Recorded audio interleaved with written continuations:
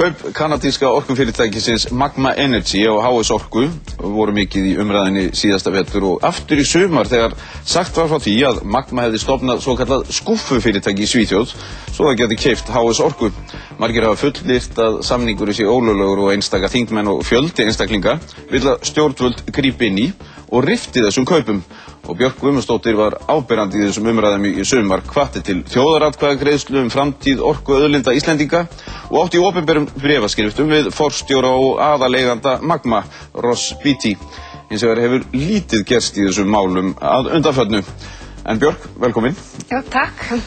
Sko, þú hefur verið mjög áberandi í þessari baráttuðinni, eiginlega gegn Magma sérstaklega, en eins og ég sagði, það hefur ekkert gerst og hvað þarf að gerast? Hvernig geta stjórnvöld beitt sér að þínum að því? Sko, málið ekki búið, eins og fjölmiðlar hafa verið að gefa í skinn. Það var stofnuð hana nefnd, önnu nefndin, og hún kom í niðurstöðu að skúffan í Svíþjóð væri bæði lögleg og ekki lögleg. Það þurfti raun og veru að móta bara stefnu í orkumálum og semja ný lög. Og þeir afhentu skýrslu til stjórnvalda, 100 blaðsíðna skýrslu, sem var raun og veru mjög gott að nota sem einhvers konar upphaf og orkustefnu þjóðarinnar. En bara varðandi Magma áttu von á því að þeim samningi verði rift með einhverjum hætti að stjórnvöld komið þar inn og hafi áhrif. Trúirðu því? Ég vona það. Það náttúrulega, í stjórninni flokkur sem heitir einfaldlega Vinstri grænn og hann var náttúrulega kjörinn að miklum hluta fólki sem mjög umhverfislega sinnað og það náttúrulega getur flokkurinn ekki brugðist þessu fólki. Það var haldinn náttúrulega þjóðfundur núna í fyrra dag og þá var bara 100% niðurstaða að þjóðin vill halda orkuauðlindunum og aðganga orkuauðlindunum hjá þjóðinni og ef að stjórnmálamenn hlusta ekki á það, þá verða þeir einfaldlega ekki kjörnir aftur. En já, ég er reyndar ekkert svo viss það vegna að mann hafa nú verið kjörnir aftur og aftur en bara því hún nefnir Vinstri græna þá, sko, bara í sumar þá segir Ögmundur sem er núna dómsmálaráðherra. Hann segir það er morgunljóst í mínum huga að orkuauðlindir verði ekki nægilega tryggðar sem þjóðareign ef ráðstöfunarrétturinn með þeim hætti sem nú og síðan segir hann, fráleitt annað en að stærstu orkufyrirtækin verði í almannaeign og spyr síðan hvers vegna ættum við að gefa frá okkur mjólkurkýrnar. Finnurðu að það sé einhver viðhorfsbreyting gagnvart Magma-málinu sjálfu? Sko, maður hitti fólk út á götu og það búið að gera til dæmis kannanir að 80% þjóðarinnar á móti þessu. En svo bara einhvern veginn eins og stjórnvöld séu bara lömuð, að þau einhvern veginn geta ekkert aðhafst, eins og til dæmis í þessu að styðja heimilin, það er eins og þau kýldu ekki almennilega í gang fyrir en það var allt vitlaust, skilurðu. Og mér finnst mjög undarlegt, ég skil ekki af hverju það búið að tala og alls konar yfirlýsingar bæði frá Steingrími og Jóhönnu en svo rauninni ekkert gert, sko. Og mér finnst það bara rosalega mikilvægt mál. Þetta ekki bara okkur, þetta börnin okkar og barnabörnin og þetta verður að gera þetta í réttri röð. Það ekki fyrst hægt að einhverjir útrásarvíkingar einhvern veginn komi, þú veist, einkavæði hluta af orkufyrirtækjum okkar og síðan komi erlendur aðili inn og kaupi það. Þú veist, áður en að við erum einu sinni með orkustefnu. En á sama tíma ákveðin von hjá fólki sem að býr til þess á Reykjanesi að þar verði svona skýr atvinnustefna. Ross Beatty og Magma, þeir eru einmitt að lofa fleiri hundruð störfum í gegnum þetta og tekjur í formi skatttekna og annað í þeim dúr.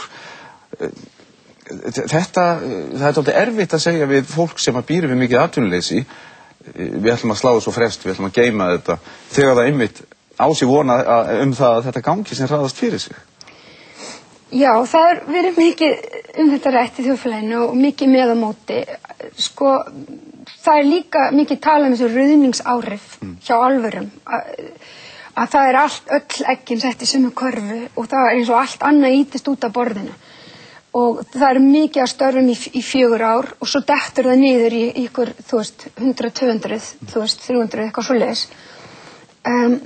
Það væri, mér persónulega og mikill hluti þjóðarinnar eins og sérst á þessum þjóðfundi, meiri hlutin í raun og veru, vill að þessi orka sem við eigum sé notuð í aðra hluti. Það er talað um að það sé 150 eitthvað svoleiðis megavött fáanleg á Reykjanesinu og HS Orka hefur aðgang á eitthvað milli 100 og 200 megavöttum. Og akkur er hún ekki notuð í eitthvað annað, til dæmis, eins og heldur en alver. Það eru öll þessi sprotafyrirtæki sem eru búin að vera að reyna að fara af stað.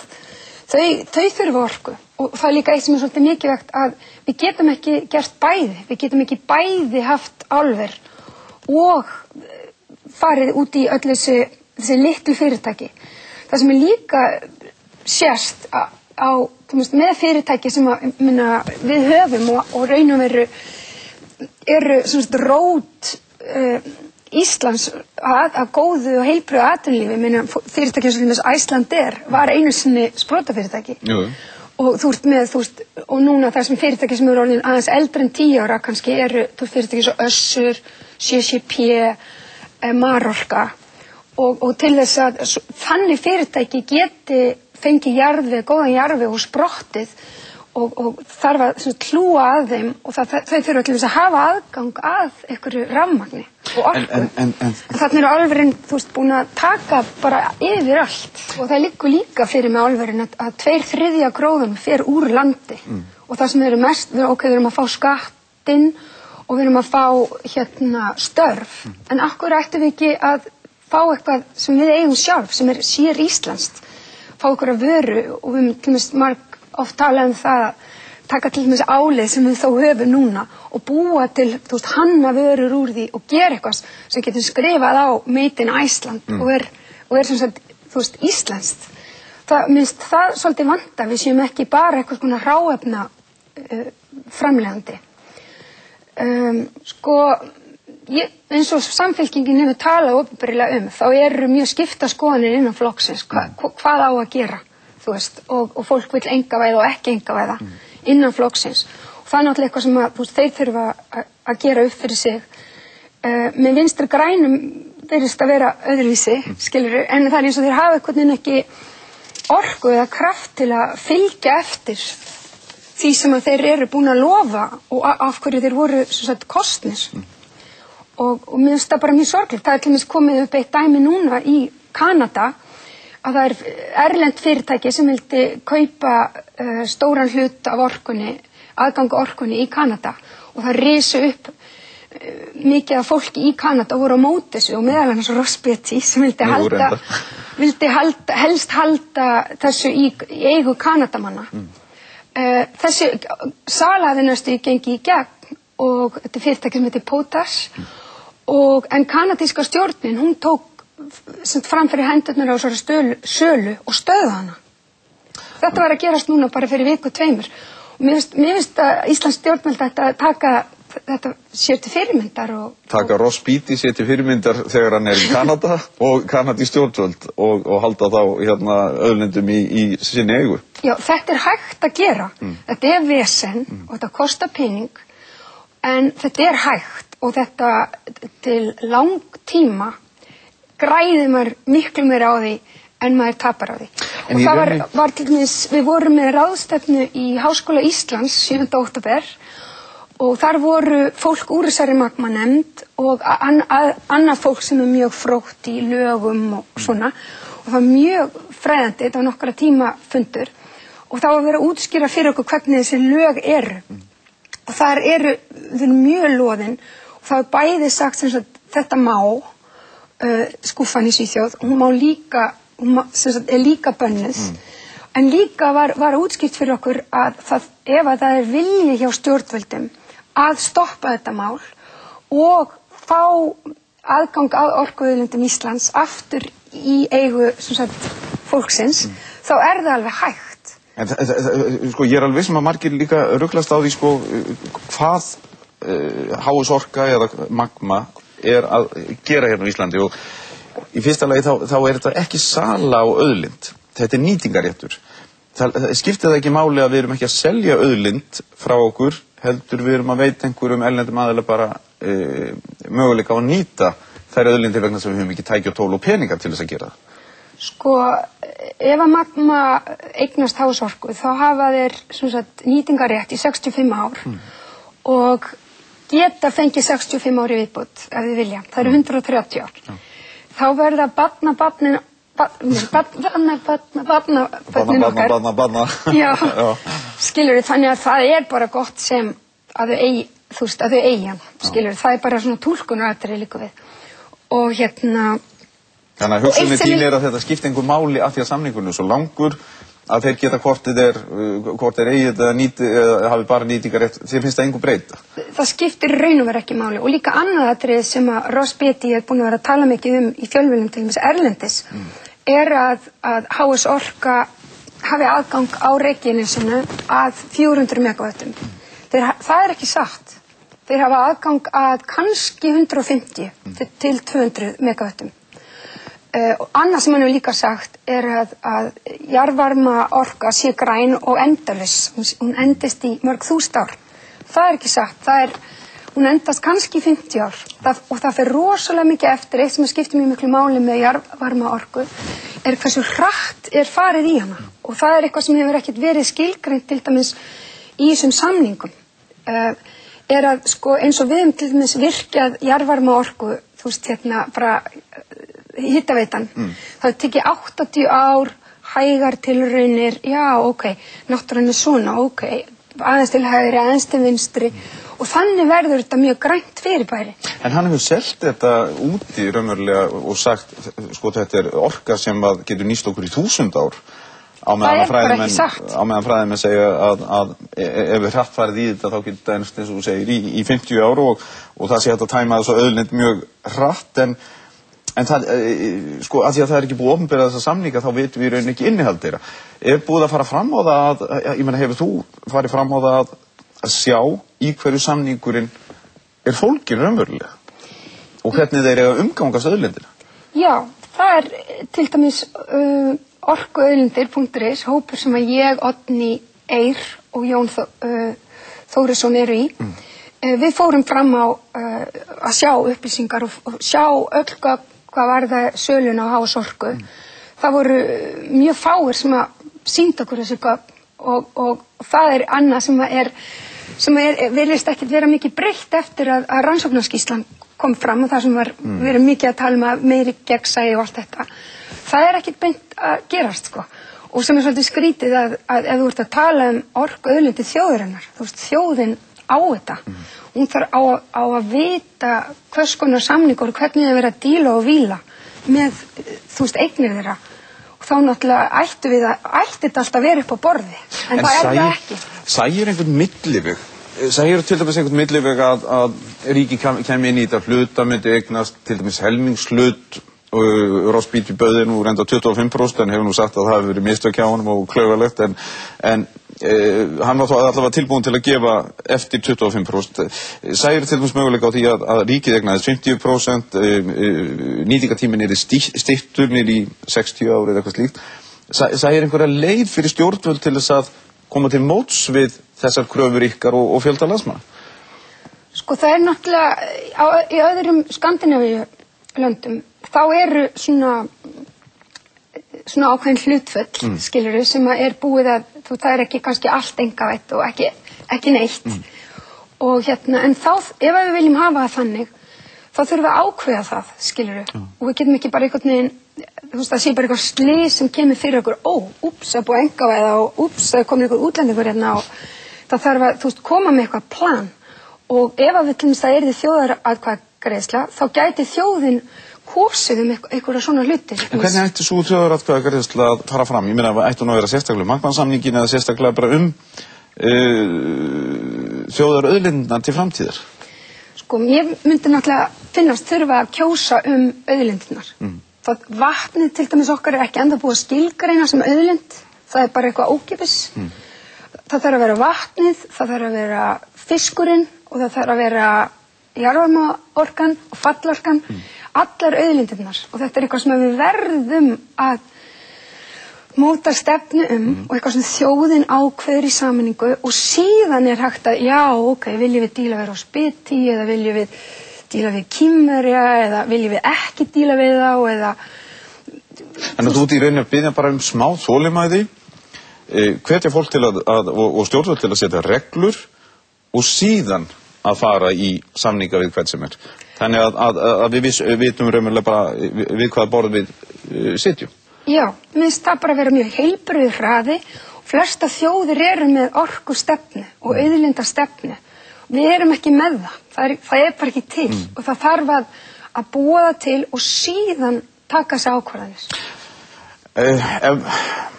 Fulltrúar ríkisstjórnarinnar og stjórnmálaflokkana sætu hérna fyrir framhaði og þú hefðir mögulega að spyrja og þriggja spurningar bara varðandi Magma-samningin. Ég meina, hvað myndirðu vilja vita akkurat á þessari stundu? Hvaða spurningum myndirðu vilja beina til þeirra? Er það í þessa átt ætlið að rifta samningnum, væri það bara bein spurning? Já, eða þú veist, maður stundum svona verðum á kvíðin og heldur bara að þeir stofni endalaust nefndir bara einhvern veginn til að svæfa málið, þú veist, og fólk bara einhvern veginn, það ætlir raun og veru ekki að gera neitt, skilurðu, og ég hef til dæmis heyrt að eins og Samfylkingin til dæmis sé að falla sér mjög mikið að til dæmis rammaáætluninni meira heldur en að ætla að stofna berjast fyrir einhverju orkustefnu sem slíkri. Málið er að rammaáætlunin er ekki nóg. Rammaáætlunin sem fór að mörg ára að semja, hún tekur aðalega á svæðan, skilurðu. Rammaáætlunin er að taka, þú veist, ok, á að virkja á Reykjanesi eða ekki. Þú veist, ég er að einfalda þetta víslega. Á að, þú veist, virkja Gullfoss eða ekki. Nei, ok, sleppum honum. Þetta er afgreitt sem svæði, bara já eða nei? Já, en það er ekki talað til dæmis, svo er ekki farið eins nákvæmlega í á að einkavæða eða ekki, eða koma útlendingar eða ekki, á að vera stóriðja eða á að vera grænt. Þetta er allt svona hluti sem það er bara ákveða. Segðu mér annað, af því að við vorum að tala atvinnuástand til dæmis á Reykjanesi og gildir þetta allt land. Hér koma fram hópar og biðja bara svör fyrir út af skuldum heimilina, út af einmitt framtíð orkuauðlinda og síðan það vantar atvinnu. Og það er kannski svona grundvallar spurning sem brennur á fólk í dag sem að bara hugsa framtíð sína og barna sinna og svona nánustu framtíð. Hvað er hægt að gera? Annað þá? Sko, það var... Ég ætla að leyfa þér að vera forsætisráður í einn dag. Sko, það var Finnar og Írar lentu í ekkert ósvipuðum máli fyrir, held ég að verið 10-20 árum og þá ákváðu þeir að setja sko doppul pening í sprotafyrirtæki og það skilaði sér sko margfalt tilbaka og þetta hefur verið talað sem írska leiðin eða finnska leiðin, eitthvað svona. Það sem gerðist hérna 2003-2007 eða semst á þessum árum hressu þá var bara hægt að pæla í sprotafyrirtækjum. Það bara fóru allir í bankana og þannig að það bara svona gat hjá Íslendingum. Í einhvers konar uppbyggingu eða þróun. Já, og svo fór bara allt í álverin og þessi ruðningsáhrif álvera sem við talaðum.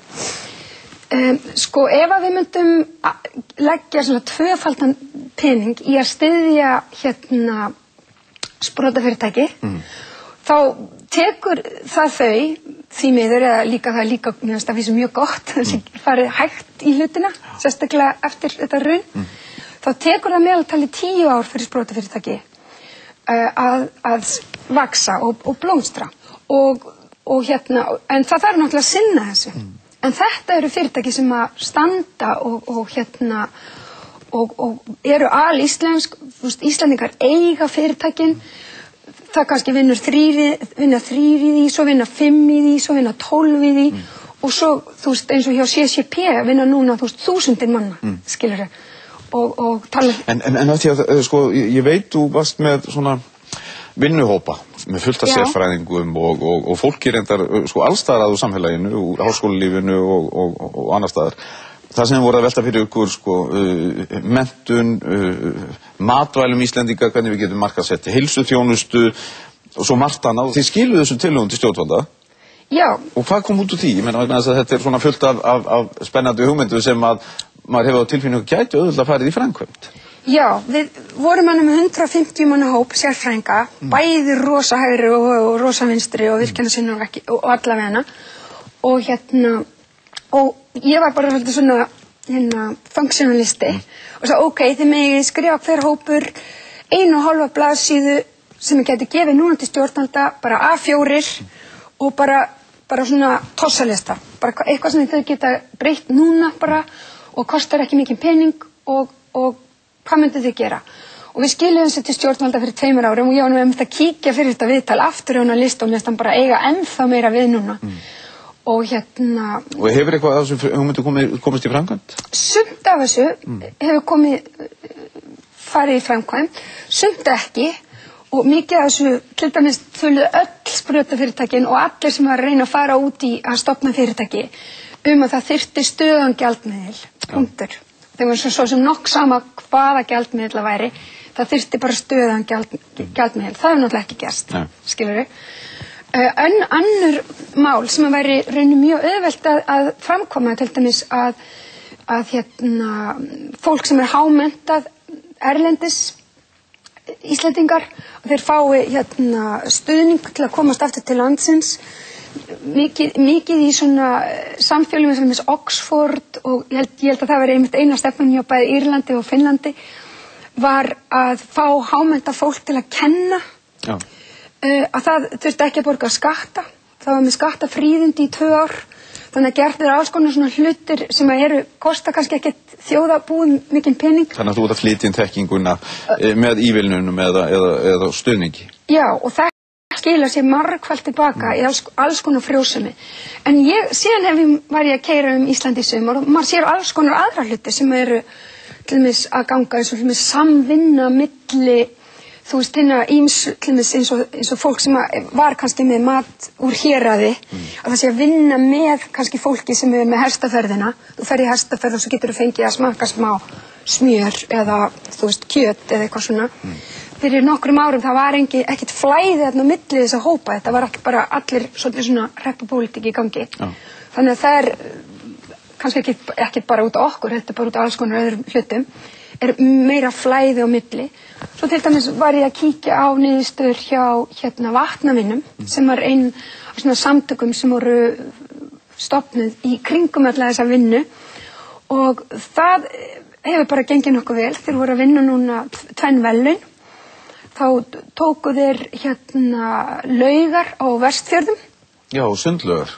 Já, og byggðu þær upp. Svona heitir hverir út allt